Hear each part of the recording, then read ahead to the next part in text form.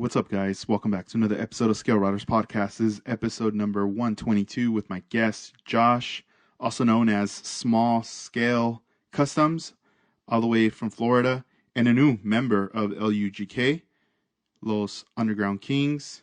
Shout out to them. Let's go right ahead and get things started. What's up, Edgar? Hey, what's up, Josh? How you doing? Pretty good. How about you? Hey, doing well, man. Welcome to the podcast. All right, thanks. Man. Live on the jump, huh? Yo, dude, I was like, Right. I was looking at your Instagram, right? And I was just like digging deep, like back, and I still remember a long time ago. And I'm gonna take you back. This is like September 2016, and this is around the time when I came across your Instagram account, and when I started following you. I know what you're gonna say. All right, and then I think. let's see, and you were working. You were painting a rooftop pattern on a car in the garage. Yeah. And like it was a trip to see that because I know like during that time I wanted to learn how to like paint, do patterns and all that. And just seeing you doing model cars and then doing that to the real thing was like very inspiring. I was like, oh, thanks. Man, that was crazy. And take us back to that time.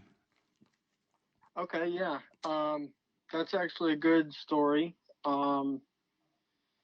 Let's see. I mean, I want to go like all the way back, but let's just we will from there. Okay, cool. So anyways, kind of like straight to the point. That was my buddy's car, still is my buddy's car. The first like custom lowrider style paint job I've done on a full size car. And he told me my dad painted the body for him. My dad is a painter by trade since he was about 18 or so. So I've been around automotive painting all my life. And I've done cars, but never like the lowrider style, but I knew I could do it, and was the first guy that wanted me to do something. And he's a fellow model builder too, and that's how I knew him. And he brought the car over. That was when I first kind of got the house. It was like a year after I got the house, maybe. So now that I finally had my own garage to paint in, I said, okay, well, now I have to do it. I'm going to do it because I always want to work at my house, like just wake up and do it on my time, like my models, have it here, not go to a shop, not rent out a paint booth or whatever kind of stuff like that. So it's convenient. And he had me do the roof. He actually gave me his old compressor that I still have. I've painted everything else with it, so he kind of got me started. And that car has kind of been like my first one for all the local guys to see, which was cool. And the guy that owns the car, Instagram is at CarCrazy65, and it's K's, not C's. And he's a fellow model builder, and kind of got me into the full-size cars and like the local scene here in the Tampa Bay area. And we've just, been friends for a long time. So he wanted me to do the roof. I said, absolutely. I don't know how long it's going to take me or what, but he believed in me, had faith in my skills, and said, all right, it was a great opportunity. And I just kind of started with that car, but I've been, custom painting stuff that I don't ever want anybody to see because it's terrible looking back, Mm-hmm. I think everybody has those kind of projects. Yeah, keep them hidden. Yes. No, right on, man. Yeah, it was crazy because things that at that time that stood out to me when you were posting, was like the House of Color organic green candy, like the bottles. Oh, yeah. I was like, oh, so that's the House of Color, because my friend at the time would talk about that paint line, and there was a quote on one of your posts where you said, I guess you were getting tired. I guess I don't know if it was from your friends or just people you knew. And it's your quote is, when are you going to start painting real cars? Or that's what people were telling you at the time. Oh yeah. And I was like, oh man, there you go. Like now he's doing that. And to me, I was like, all right, he's gonna start doing real cars here, like from here on out, type thing, you know. Yeah, Um, and then I've I've heard that. No, I'm sorry not to cut you off, no, go but for it. I've heard that a lot from a lot of people that local car guys and stuff that I've known for a while before I started painting real cars. They'd see my models or whatever, and they'd be like, "Man, when are you gonna do a real car?" And I'd say, um, like I said, once I got the house, I had planned on, doing it out of my own garage, not driving to a shop. Um, and I just kind of knew that was going to happen, and I just waited till it did. That's tight. And Yeah. on one of the posts too, you had given props to 88 Mongo on there. Oh yeah. Oh yeah. Yeah. That was, I used his design. Um, he's got a veiling gun, which, I can't think of the guy's name off the top of my head, who first started that. He was a big name back in the day. I'm really kind of ashamed that I don't know his name. But anyways, yeah, he came out with that gun which has a spiral tip on it. So as you paint, it shoots it in a circle. And so you get that pattern. And he was the first person that I've seen do it on Instagram. He was one of the first people I found when I joined Instagram. And he was just really cool. I love his work, all of it. And I saw that pattern, the veiling pattern. I said, I don't have the gun, but I have a friend, Paul Styron. Uh, some people might follow him already. He's at Fat Kid Graphics. And he's a really good airbrush artist and pretty good with computer. And I just sent him. I asked him, like, could I get this picture of one of Ralph's 88 Mango um, veiling patterns of it was his son's high chair, I believe. It was pretty far back now, probably. And I just like that one little circle squiggle pattern. And I said, can we do this, new age with your plotter, with your, to make a mask of it, like a stencil almost. He was like, yeah. So um, I had his help with that pattern on that rooftop. And if you look, it's the squiggle one, and it goes all the way around the border of the roof. Um, and without Ralph's, of course, I asked him instead of just stealing it, and he said, "Yeah, sure." And then my buddy Paul hooked it up with the stencil, and it's kind of crazy too because it's not. It's very new school in that it's the same exact pattern every time, whereas the veiling guns, you'll never get that same exact pattern every time. It's just the way it just squirts the paint out and spins. It's a very irregular, cool looking pattern. Mm-hmm. So, That's you nice. know, yeah, um, just kind of doing it the way that I knew how and kind of had friends to had Paul to help me with. So, Yeah, that's cool.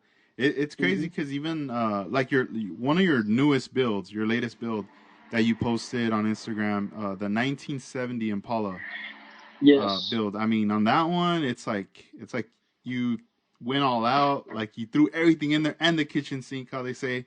Um, yeah, it's like thanks. paint job, the lights, the interior, everything. And I wanted to ask you as far as like the paint, what was the inspiration behind this car? Like coming up with the colors. And one thing I really love that stands out a lot to me is those ribbons that you added on there. Yes, kind of not. I wouldn't shouldn't say funny story, but the colors were completely inspired by what candy I had on hand. Um, and it's the exact colors that I used on a Lincoln for another friend of mine, Ryan. Um, it's my car now. It's a 1978 Lincoln Continental Mark V, and it is pretty much, as far as I know, a completely original car. When Ryan had it, he updated a few things mechanically, and he installed the hydraulics. And if anybody, I'm not sure how big they are. They're real big in Florida. It's called the Cut Shop on their Instagram. It's underscore the Cut Shop, I believe. So look them up, and that's Ryan and Hearn, and they did the car. And Ryan is a tattoo artist, and I just know him again through Earl, that I did that Impala for with the roof, and he was wanting this car to not be so tan anymore. So I said, okay, yeah, certainly whenever you're ready, bring it up and I'll take care of it. And so I did it, and it's got the purple, it's got the teal, and the pink candy that you see on the model car. So after doing this full size car, I had all those paints left over, and I had actually started that model before I painted this car. Um, and I had some of the ribbon already taped out and everything. Um, and I kind of went back to it right after painting the full size car, which became mine eventually. Um,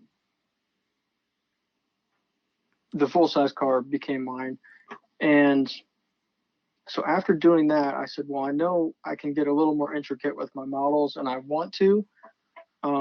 But it wasn't until my son was born that I really came back to it, because I started that model in 2017, just the silver base coat, and I never really did any candy.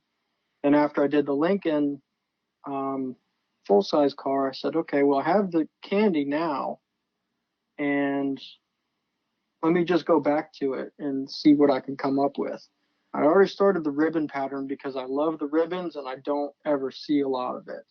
Mm-hmm. Um, and so I kind of went with that, and it just kind of, the flames and everything kind of snowballed. And again, I kind of went with Ralph's inspiration, 88 Mango, um, with the squiggle border around the flames. I kind of drew that from him, just because it fit the whole kind of funky vibe of the car. And it just kind of came together, like I said, after my son was born, because I finally had the patience for it.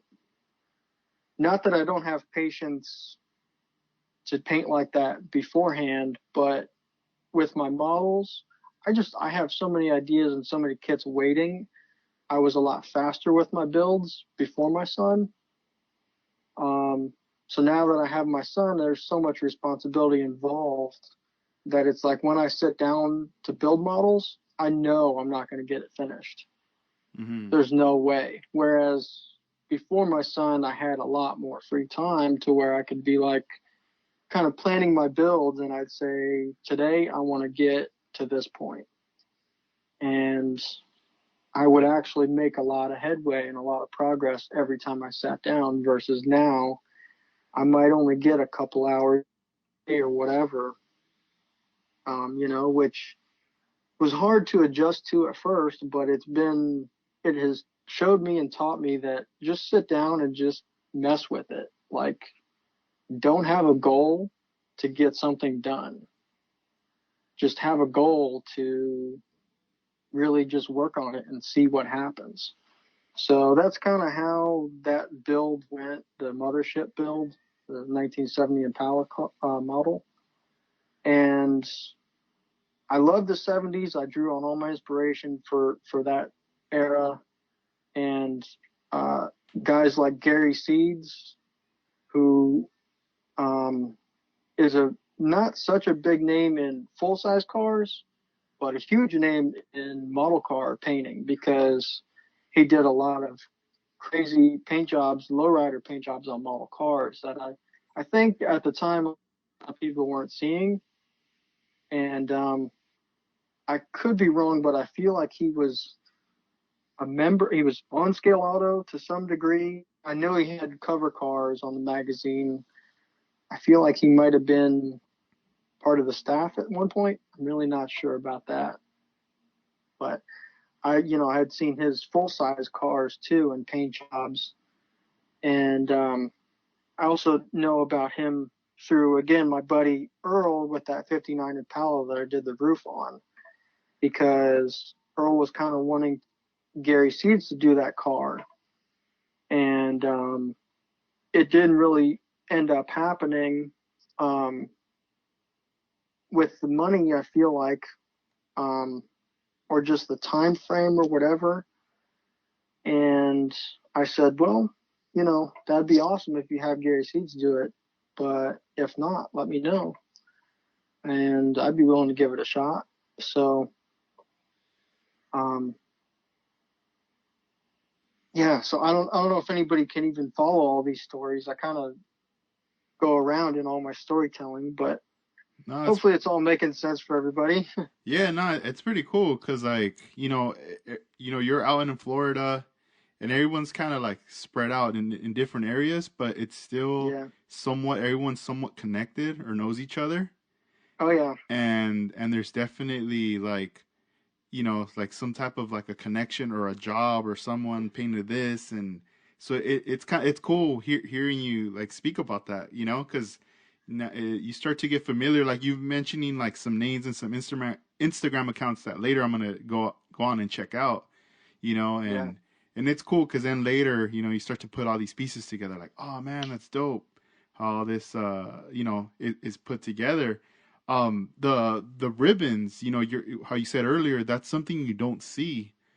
Yeah. I don't see that. And I mean, when you came out with this car, I noticed a lot of people got really excited just seeing, because you did something different, I feel like, and at the same time, I think you opened up a lot of like people's eyes to want to try something like that.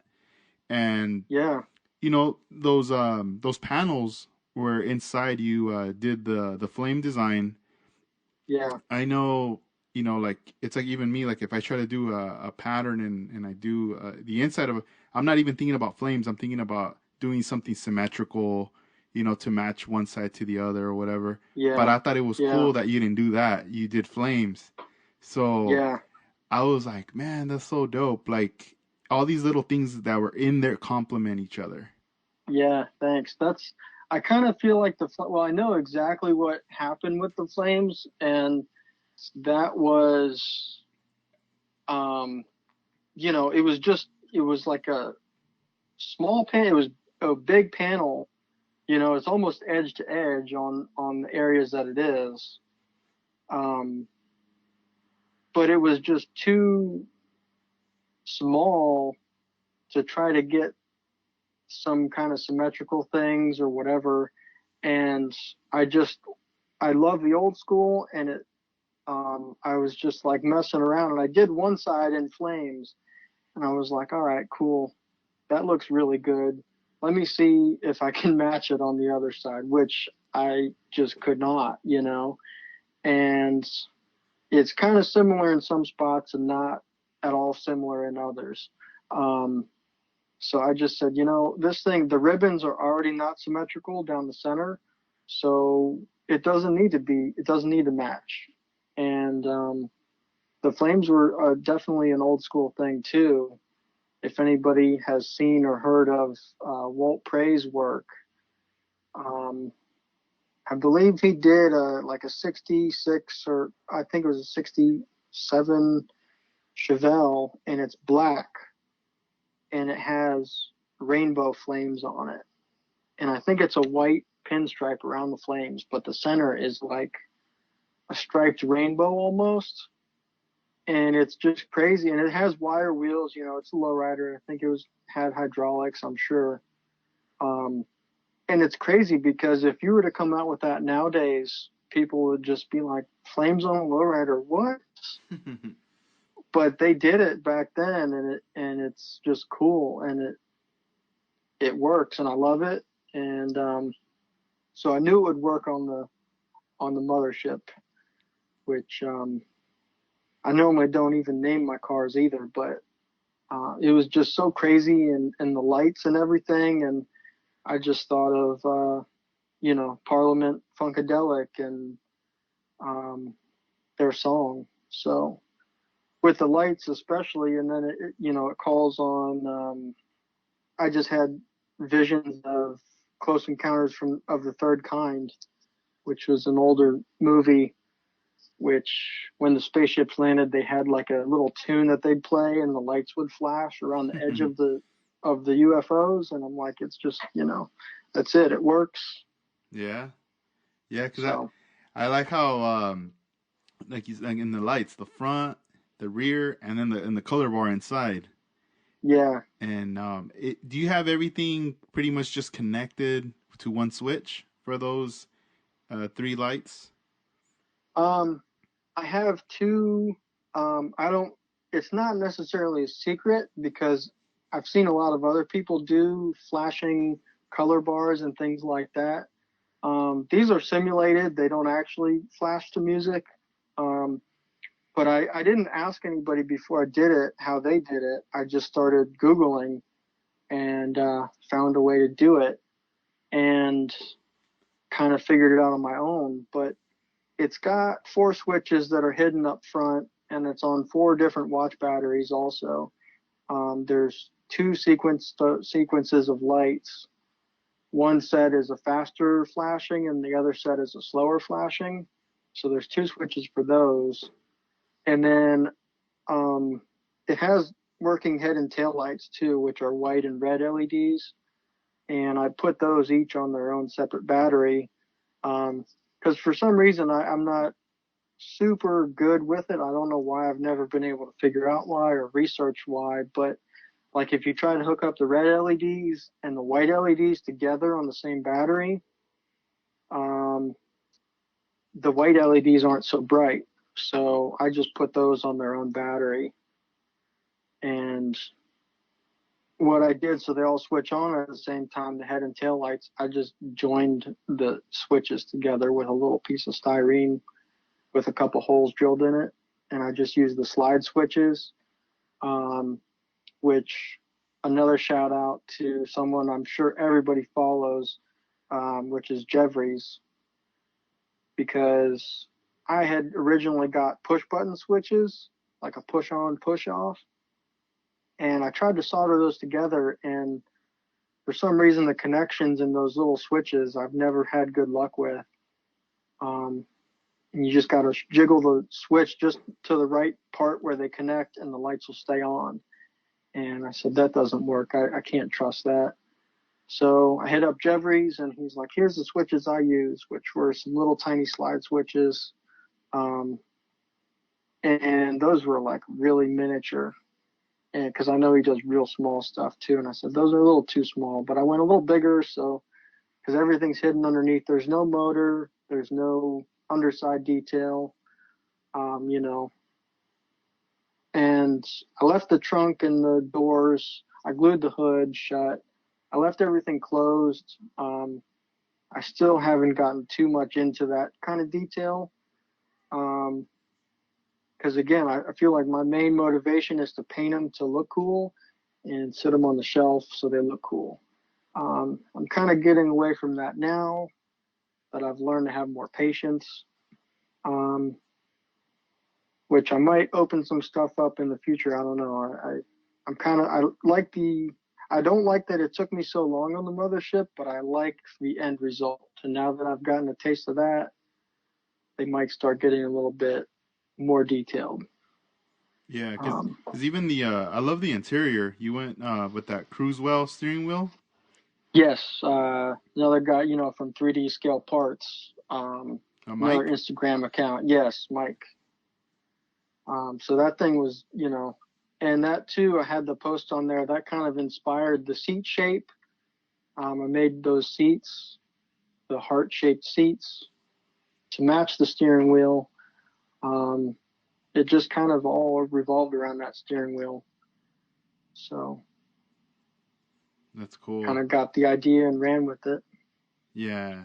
And this model here that you just completed, the 1970 Impala, how do you feel like out of all the builds that you've done and you've gotten to this one, do you feel like this is like one of your best models ever made, or do you or like as far as like the bar for yourself? Oh yeah, yeah. That's every single one that I've ever built has been my best one to date. Um, and I kind of feel like that's a natural progression as a model car builder or anything that you do. Like if you enter into something and you're very uncomfortable, just push through and just do it anyways. And you'll be probably surprised, hopefully surprised, like, okay, I did it. It's cool. Or I did it. It wasn't good, but I know how to improve. And that's every single model that I build is like that. And um,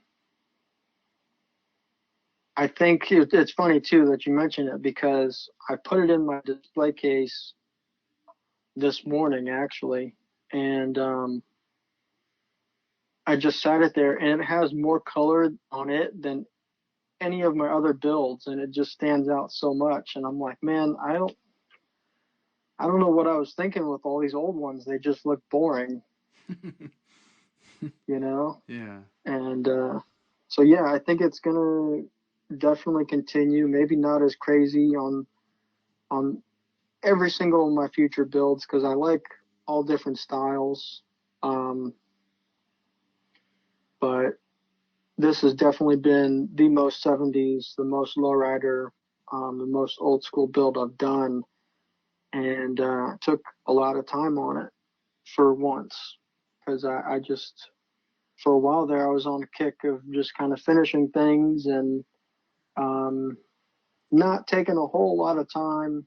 Not to say I didn't try to get them perfect, but I had a level of acceptability, um, which I've learned. It took me a long time to learn. Like it's okay. It doesn't have to be perfect. Just kind of let it go, and it probably will just blend in when it's all said and done, and nobody will ever notice except for me, or if I point it out to somebody, which I'm not going to do. Right on. Yeah, and now I wanted to switch things up and let's talk about your history with model building. So Okay, yeah, when sure. um when did this all start for you? Um, it was so far back. I was a Hot Wheels kid. I did not like Matchbox, and it was at Kmart too. So we went to Kmart, and my mom was usually pretty good about spoiling us with some Hot Wheels or something whenever we made a grocery store run with her.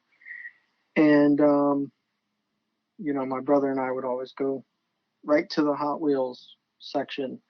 And I went, and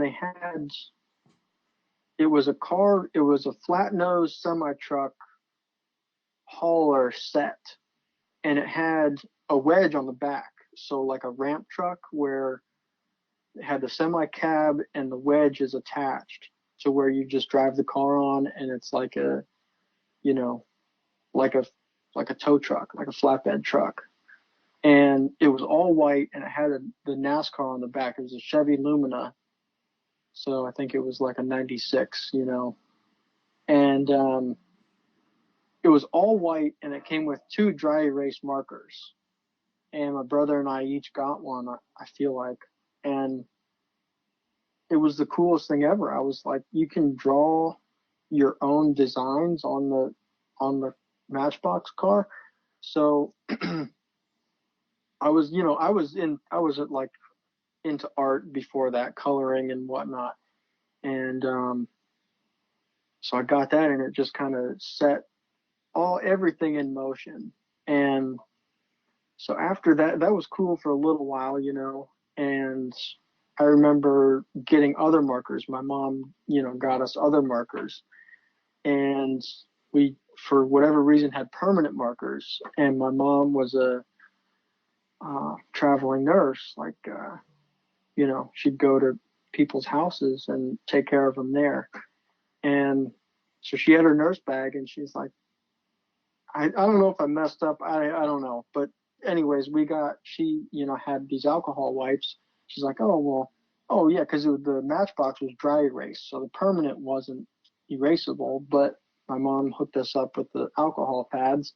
So I just went to town on all my other Hot Wheels and stuff. And, which my parents have always been super cool and supportive of, uh, my brother and I and what we wanted to do, and artistically especially. My mom is very crafty, and like I said, my dad paints cars, so it was cool. Um, and then I feel like I did the Hot Wheels thing before people, like way before people do it to the level they do it now, which is like crazy to me. Um, but I would just do simple stuff as I got older with the Hot Wheels, which if they had little exhaust tips, I'd just paint them silver. I got some Testors model paint, and I'd do taillights red or whatever. And then I got into die cast, um, just because those were kind of the toys I had as I got a little bit older.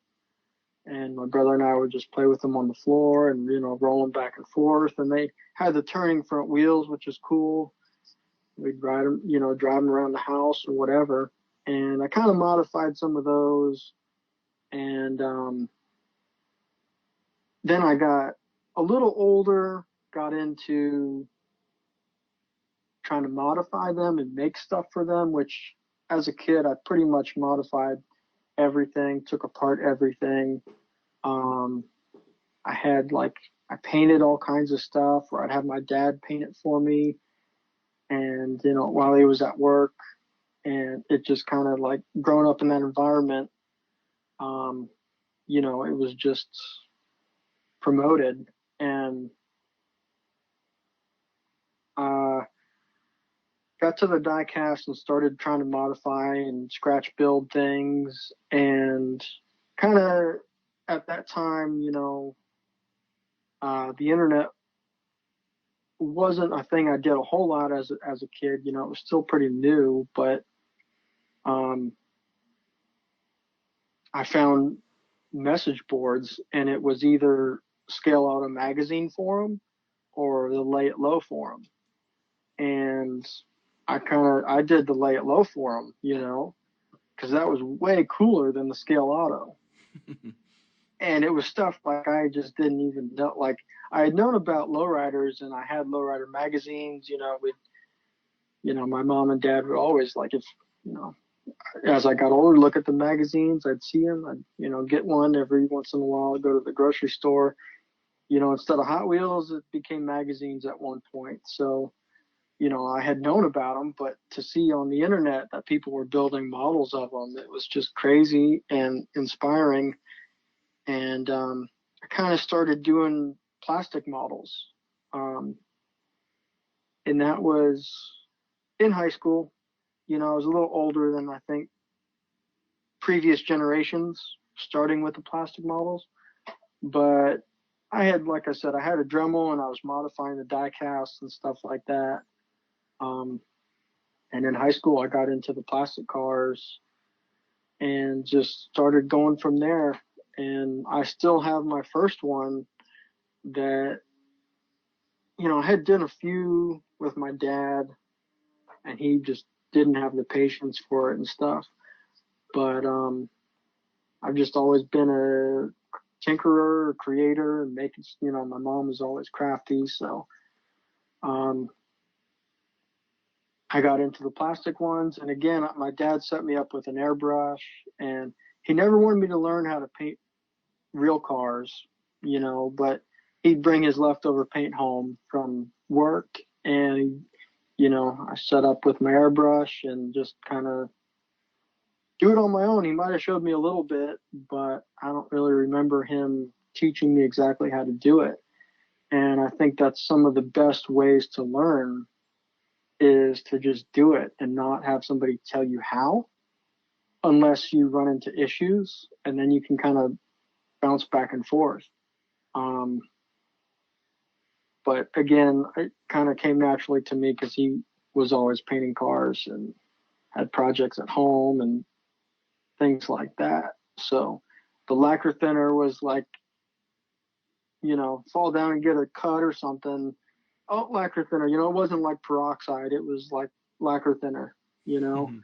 So I was already good with that, like cleaning my hands and, the airbrush and stuff. It was just, everything was just familiar. Um, and again, I still have a lot of the one I first painted with my dad, like he painted it for me, like it was all my ideas, but he did it for me with his full size spray gun. And it's like the door jambs are just sealed shut and, all this stuff. Um, but it was cool just because he did it and I saw him do it. And I was like, okay, well, you know, that's your first step. Like if you see somebody else do it, it's like, okay, you kind of know you can do it. And got me set up with my airbrushes and um, there's my first paint jobs. I don't think anybody will ever see unless they know me personally. And like, um, we go back to my dad's house for some reason, because Mhm. they're still there, and just the ideas I had and like some of the color schemes are just not good. But it's like that was before Instagram, and I saw Lay It Low, everything with full size lowriders and stuff like that, and I was just like, it was just. I didn't know that people were cutting their own fine line tape and stuff like that, like I know now. Um, which had I known at the time, maybe I'd gotten more into it earlier. But just that, the lowrider style, I was influenced by just being so different. And so a lot of my cars were really different looking and stuff that I'm not proud of at all now. But, you kind of go through those years when you're figuring things out, I guess, and practicing and learning. So, No, yeah, um, that's true. When you were in Lay It Low, viewing the car, the 101 scale, were you also looking at like the model cars that were on the a message board? oh, yeah, yeah. It was all of the big topics. Like my favorite was post your patterns in the tape stage. If there's any old schoolers listening, um, I'm sure they know about that one, especially if they're into paint. Um, so I always loved that. And it's funny too because my dad would bring home his tapes and his fine line tapes, or he just have it for doing side work at the house. And I got a hold of all that, and it was the lime green 3M masking tape back then, and then they also had the blue fine line, the vinyl fine line tapes, and I would just I would decorate stuff in my room with it, like just because it was cool colors, not to try to paint anything. So, and like the flames again, back to the flames on the model, like that was what I would draw in high school. Like I don't know why, just hot rod flames, just cool.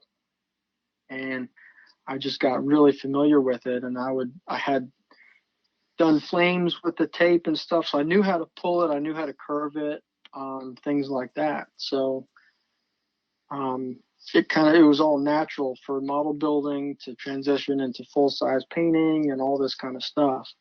Um, but yeah, I liked the paint topic, uh, the paint section on Lay It Low. Um, and the model cars, I really, Jeffries was on there back in the day too, and the hoppers were really awesome.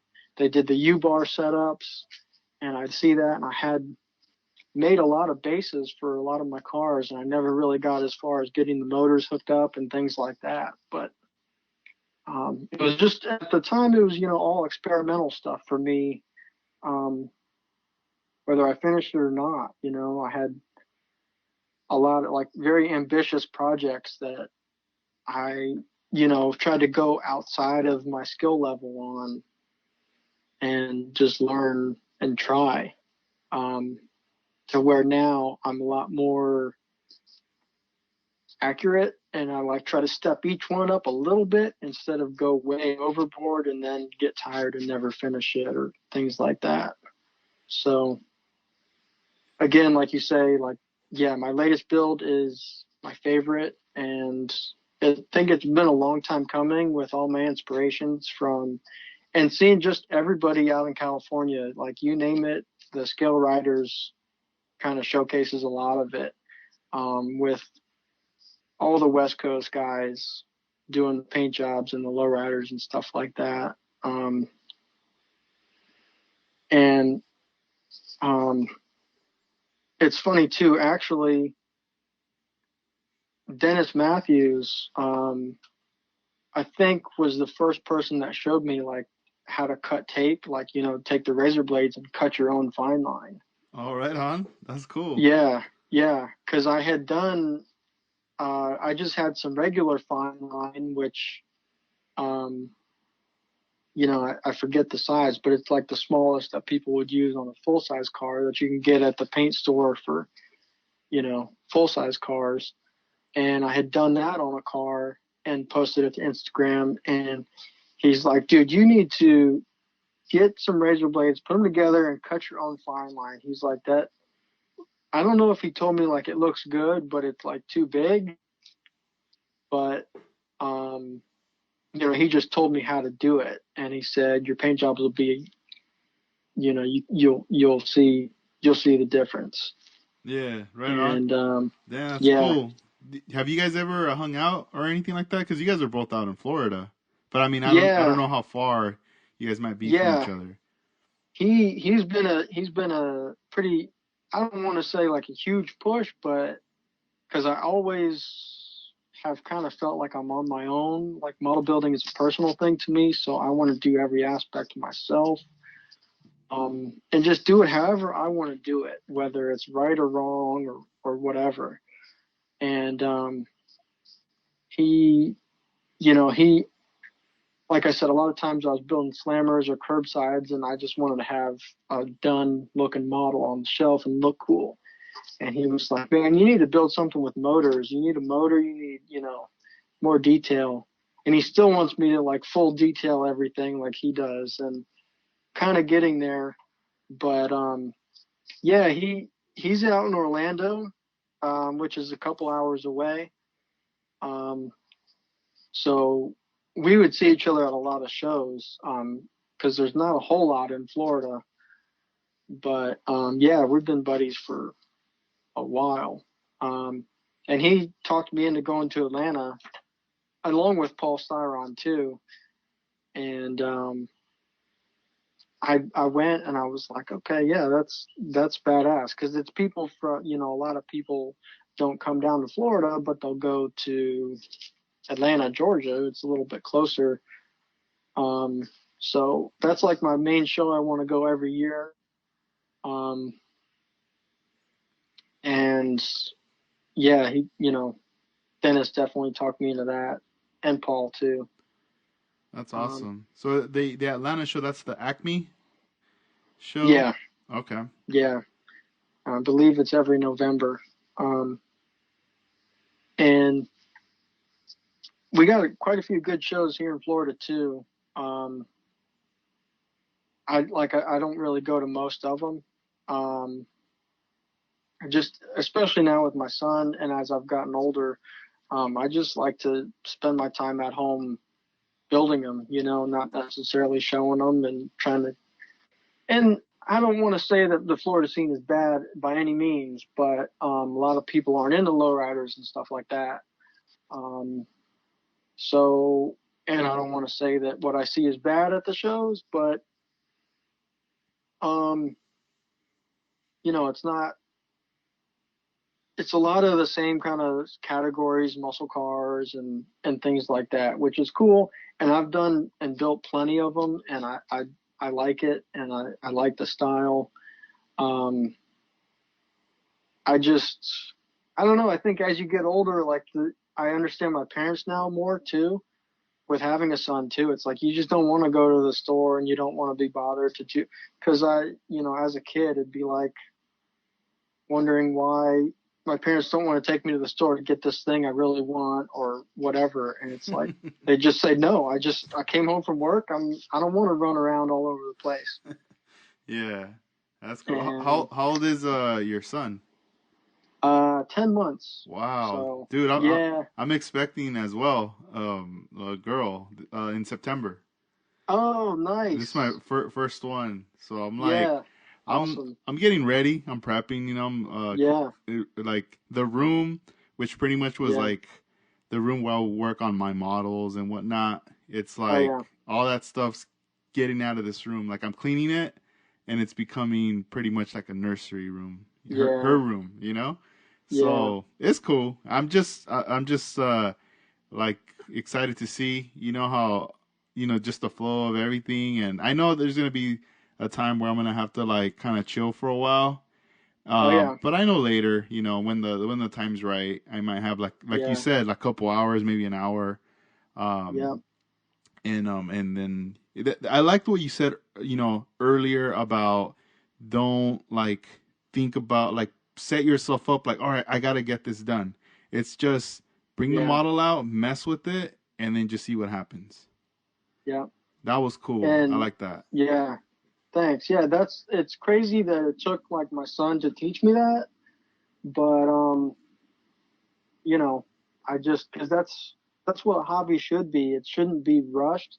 And I don't want to say that I was rushing my builds, but I just had, you know, an idea and I just wanted to get that idea out. Like some of my builds before having a son was like the shop truck build, the Ford, um, the Mobius, one of the Mobius Fords, and it's just slam. There's nothing underneath, and I built a cool utility rack for it, and I did a nice paint job, and I did the interior, and that was it. It's cool. Okay, done. And I still, honestly, I'd probably do another build just like that because I don't want to do the frame and the airbags and all this kind of stuff. Um, you know, and that's kind of how the lowriders are easier too, because you don't have to have that detail. Like they don't really notch the frames and all this kind of crazy stuff. Like you just get them. For me, lowriders are low, so you just get them as low as possible. And like the Chevelle that I did, I just there's no springs in there. There's no shocks in there either, which I think most lowriders don't have shocks. Um, especially when you want to get as low as you can. And I just did the cylinders up top in the engine bay, and um, so it was kind of like having a lot of detail, but not having to go crazy with like tubbing the wheel wells and things like that, because the lowriders use smaller wheels that usually fit into the model. Hmm. Yeah, Um, that Ford you mentioned, that's the one. I love that one. It's slammed. It has that rack at the top.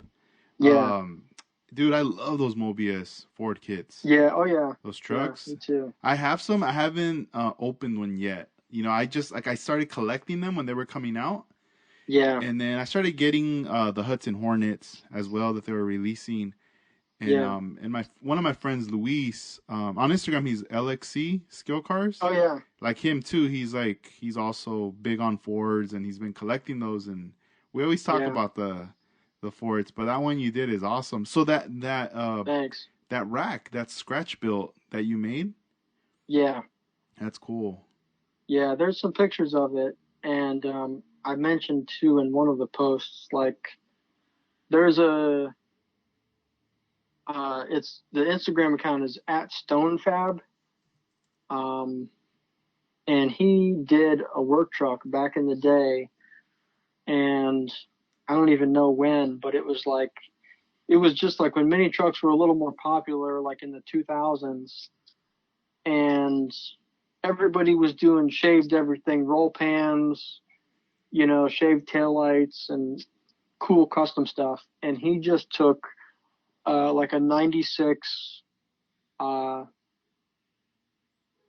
1500 Silverado, and it was all stock. It was white. It has this extended cab, and he just put black steel, whatever stock wheels were on it. I think he just kept and uh, body dropped it, and it sat as low as it could sit, and it was just stock and had one of the ladder racks on the top. And he was kind of like the first person that I saw do that. And it was like, dude, that's cool because it's not doesn't have to be full custom to be cool with crazy paint job. It was just a bagged work truck. And I had that kit and it was a long bed, and I said, um, I don't know what I'm going to do with a long bed. And then I had another kit that had all the decals in it, which was an AMT Blazer. And it's an older kit, and I was just disappointed in the detail, which wasn't really there, like a lot of the older AMT kits. So I kind of had the two, and I just took the decals out of the one kit, and the hard hat had little mini hard hats, and that kind of inspired the ladder rack too.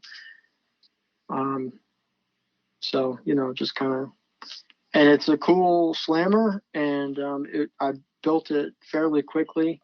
Um, what I did do is kind of build my own wheel wells, my own wheel tubs. So when you're like looking at it from across the table real low, you don't see anything that's not there. Like you don't see that there's no axle or things like that. So it kind of, so that's like the only detail that it has underneath. Otherwise, it was just like an idea I had, and I just wanted to knock it out. And again, too, just enjoy my time building. So not necessarily stressing a lot of detail or things like that. And it just kind of happens that you can build quicker that way. And because I was addicted to the finishing. I still am addicted to finishing a model. Like when you have all the pieces and you're just final assembly, and it's like, but it's weird. And I felt that way with my most recent one too, where you're on such a high and then it just kind of ends, and you feel good about it, and you kind of just have it there and you just keep looking at it instead of building more models. And you just kind of go through a point where it's like, I don't know what to do now, because all my free time was spent on the model, but now that it's done, I'm lost. Yeah. I don't know if It's anybody crazy. else feels that way, but I do every time. Yeah, I feel that now. I felt that probably within the last like few models I've done, because Yeah. I group them all together, like the ones I started with around Hmm. the like 2015 up to now, and then I have a couple that are still from back when I was in high school, like early 2000s. Oh So yeah.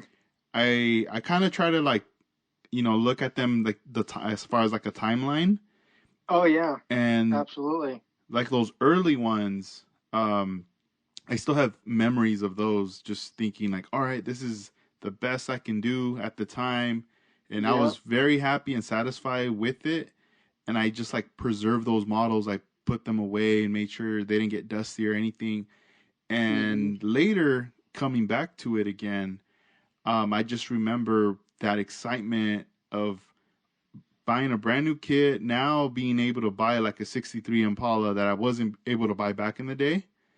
Hmm. Now the hobby store had that plus other years that I never owned, and just researching online, getting information of steps to build a model car. Now I wanted to do it uh more properly, I guess, using Yeah. primer and clear, because Right. I wasn't even using that back then. It was just straight, the enamel Oh spray yeah. onto the body and we're done. Yeah. And it's crazy because once I started getting back into it, I was starting off with the Tamiya lacquer spray cans, Hmm. and those builds are very simple. Like one color, no patterns, none of that, no airbrush at all. But I was, Oh yeah. but it was very satisfying. Like I said, like finishing those. Once I was done with one, it was on to the next, and then to the Yep. next, Yep. and and and to me, like being able to like lay one color on the body and then the roof, let's say a secondary color or white, to me in my mind, I was like, oh, I'm stepping up my game, you know, like I thought like that was cool. Yeah. I was happy with that. And finally, when I started to come across more other modelers online with patterns and stuff, it was very like, man, I want to learn that, but it looks Hmm. complicated too. Like, Yeah. I don't know how I can even learn that. I don't know. I feel like these guys have been doing it for like 20 years or something, you know? So Yeah. finally, fast forward to finally, getting your feet wet into that, jumping in, and then it's like the more you get into it, the more it can be like you said, you finish it and then you feel lost at the end. Oh Like, yeah. what do I do now? But then at the same time, there's also like some stress that comes with it too during that Hmm. process of working on it. Yeah. Oh yeah. And it's crazy because now that what you just said earlier about like, don't think about it too much, just work on your model and just see what happens. I wasn't going into it with that mentality. I was more, Yeah. I was at work and then already thinking about the model. Watch, when I get home or later at night when I'm free, I have to do this. This has to be done within Right. 2-3 hours. I have to finish it before I go to sleep. And Right. and then that wouldn't happen sometimes. Yeah. So the next day it That's. would bother me. Oh yeah. Yeah. That. I had that exact, like, just on a full scale, like with this Lincoln. You know, I bought it later after I painted it. But I painted it for, like I said, Ryan, and it was the first full car I had done a paint job on, like a lowrider style pattern. Like the roof was pretty, I don't want to say easy, but looking back after doing a full car, the roof was easy.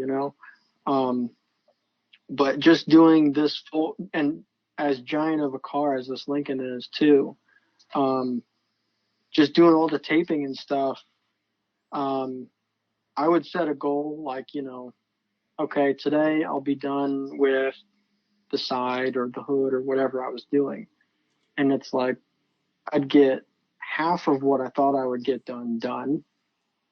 So it's good to have a schedule if you really want to get something done. And um, but you gotta kind of expect the delay in it. Like it's just not going to be as far as you thought it was going to be. Like my dad always says, it's never as easy as you think it's going to be.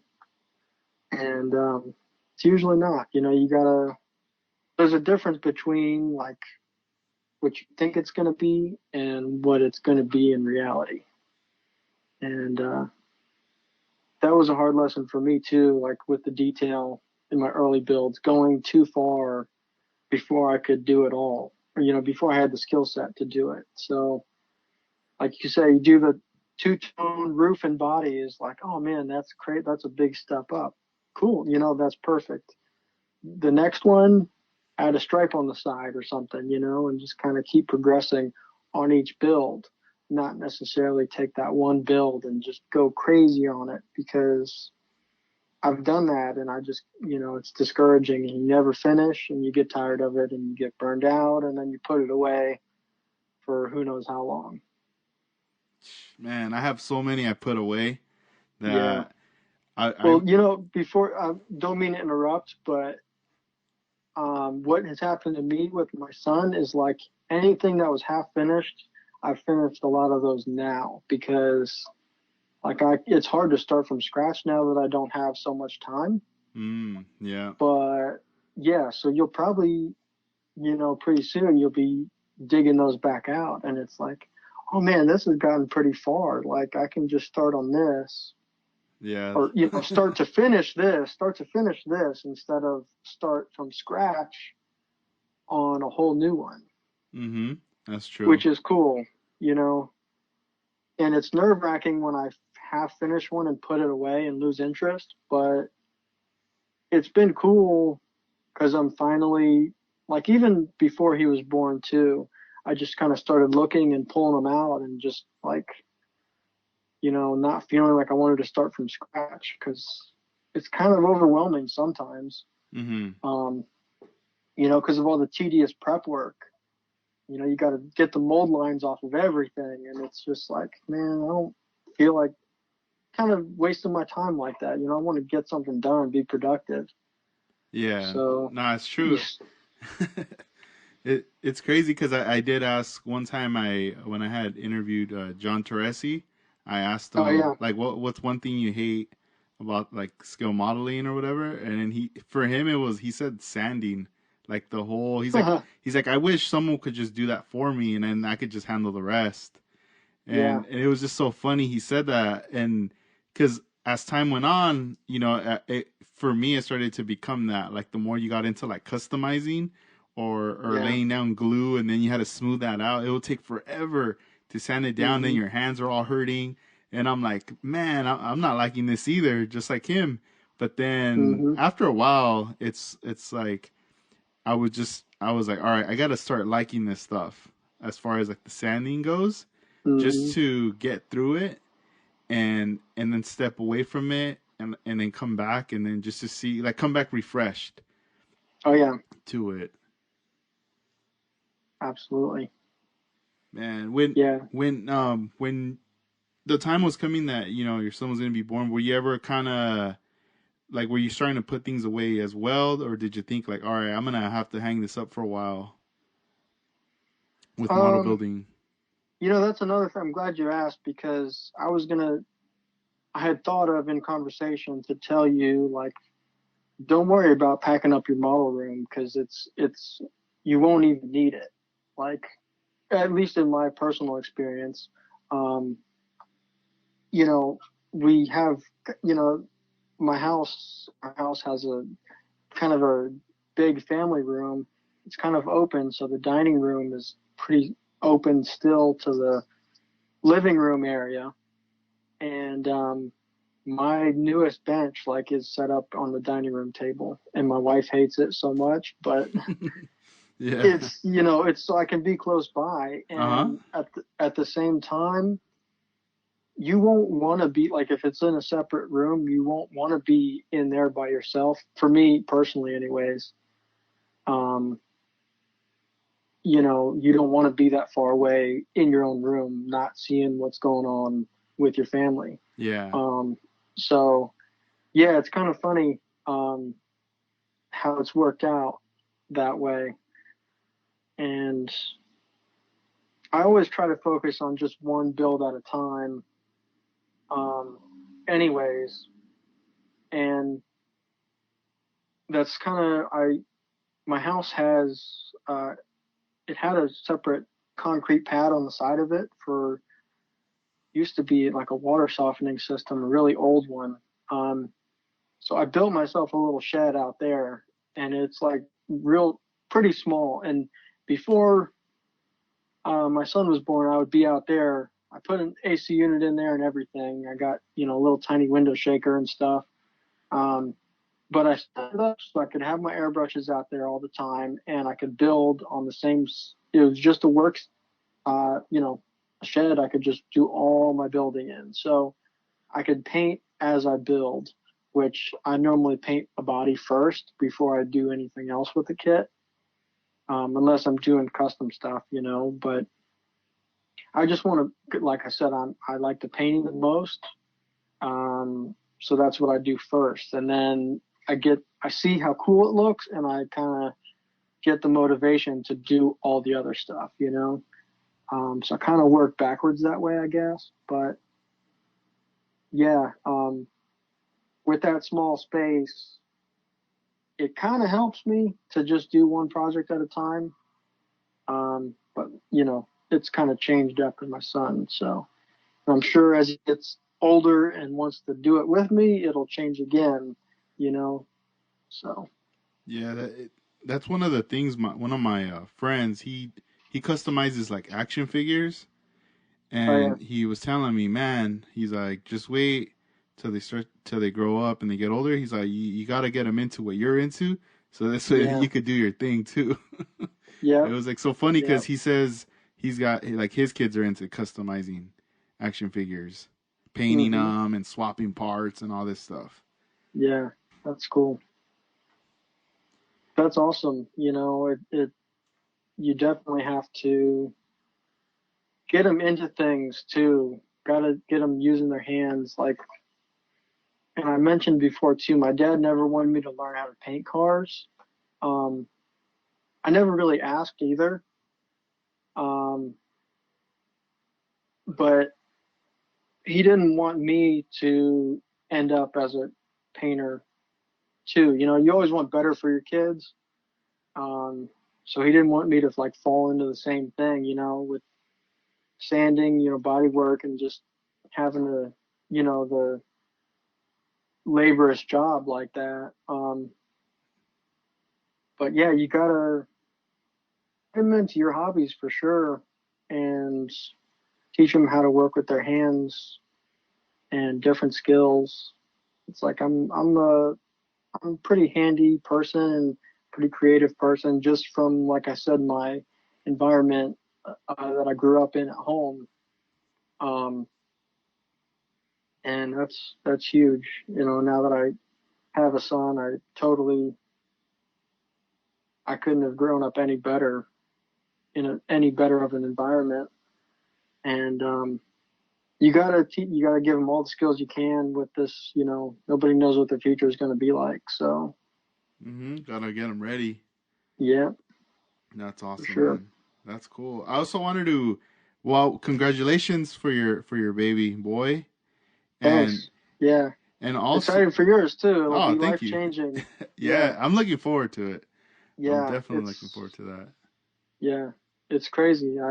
My wife and I waited for a while. We were like, no, no, no, we don't want kids, and then we kind of decided just to try and see what happens. And um, it's crazy because the people that have kids are going to tell you it's amazing, you'll love it, and the people without kids are going to be like, why do you want to do that? Yeah. So it's like a really confusing time when you're expecting to Hmm. have one, and Yeah. you don't know how to feel. Um, you'll get through it, you'll get adjusted. It's great though. Yeah. That's It cool. is. And I also wanted to congratulate you on another thing. You are a new member of LUGK, Los Underground Yes. Kings. Yeah, Congratulations, man. That's thanks. dope. Yeah. Thanks. Appreciate it. I always kind of thought of myself as more of a lone wolf, and I just kind of have, I think, my own style. I'm not super into just one thing. Um, you know, Category wise, whether it be lowrider or muscle car or whatever, I've built them all. I've tried to build them all. Um, and David hit me up a little while ago and just asked me, and I was like, I told my wife, I was like, what do you think? And she's like, why not? I said, oh yeah, I guess you're right. Like I'm thinking too much into this. Because why wouldn't I want to be a part? We have great builders in the club, and um, David's doing great stuff for the hobby too, which I've noticed, and like it's Instagram has been like awesome for the hobby, and Yeah. um, with the dedicated magazine and his photo etch parts that he's doing too, which is great. Man, those are Um, dope. I love those. yeah, I'm really like that's another thing I'm not really into the photo etch. Hmm. I guess I'm kind of more of an old school style model builder, I guess. Um, but yeah, it's just seeing that kind of stuff that they're doing. I'm like, okay, yeah, I can get into it. I could get in, eventually, and get in a group with some other guys who already do that kind of stuff. And it's kind of like you want to kind of up your game, with each one you build and stuff like that too. So, um, yeah, I was kind of shocked when he hit me up because I've like even back with the detail junkies first started, I saw it and I almost feel like he was on lay it low back in the day too. I haven't asked him about that, but I believe so because he has yeah, mentioned it in before in conversations. yeah, yeah. It's just cool to be a part and see a hobby grow. And also too, I like I said with the lone wolf part, I don't really talk to a lot of other modelers, so it's like a good way to just bounce ideas or skills or techniques off each other and learn and stuff like that. So Yeah. um, yeah, it's awesome. No, that's cool, man. No, I know how it is. Like at first, you're like just doing it for you're doing it for yourself, Yeah, but you're it's you don't really talk to anybody. yeah, But then at some point, it's pretty cool when you're part of with a group of guys that are into the same thing you're into. oh yeah, yeah, Makes it yeah, and special. yeah, and it's weird because there's a few builders around locally, but um, I don't know. Florida, I don't want to say traffic is worse than anywhere else, but it's like just getting places just sucks, and getting time too. Like I said, I'd rather spend the time like working on my projects instead of trying to go somewhere and hang out and like see what Hmm. when they're close by, it's one thing, it's different, it's cool, but you know, it's like I think all the model builders, like once you're into a project and you get in the groove, it's like you just want to do that and Hmm. until it's done. And that's how I've been with a lot of my models. And but it's cool with the internet, especially. You can, even though you're far away, you can still be close, and um, with the video chatting too, which is great. You don't even have to waste your time typing. You just have a video chat on. So Yeah, we just did a last week like a Zoom meet with the guys, yeah, and yeah, I know. I tuned in for a little bit of that all right on. actually. Yeah, Yeah. nice. Yeah, it was like we were excited and I was asking them, "Are you guys nervous?" And they're like, "No, we're good." And I mean, I'm thinking like, "Yeah, I'm not nervous either. Like I'm cool." But then that day I was kind of like, "Oh man, it's today. How's this going to work? Like it's cuz there's going to be a bunch of Yeah, us and this yeah. and that." And it was just like, "All right, you know what? I'm thinking about it too much. It's just going to Oh yeah, let's just link up, we'll hit record and we'll go from there." And yeah. looking back at it, I rewatched it, and then now I started to see like, oh, okay, now I need to write down like a structure in a Hmm. format. So I started doing that to see Yeah, how I'm gonna implement that for this next one that we got yeah. coming up. But then we're thinking about doing something different for the because these are just kind of us like chopping it up and stuff. But I know I Yeah. want to do something where we kind of get like more guests, like friends, like to join. Let's say like if Hmm. you ever wanted to join one of them, but it's like on a weekend, more on a weekend thing. So this Yeah. way, whoever can join can maybe have like a build or something, and we're all just kind of working on something, and then we'll show it to each other, or Yeah. whatever, and just kind of talk and just kind of see Oh what's yeah. what's going on. So it's something new still. I mean, for us, I know it's like people have been using this for a while, but Yeah. it was just one of those like, you know what? Let's since it's available, let's see what happens. Oh yeah. And I don't know. I feel because even with Dennis Matthews, like he hit me up the other day. He's like, "Hey, are you home? Are you online?" He's like, "Jump on Zoom." I think he was gonna work on something, and I Oh was yeah. and I was like, "Oh, dude, I'm not even home yet." Um, Yeah. I was out walking, and I was just thinking like, "Oh man, he probably wanted to do like a session or something."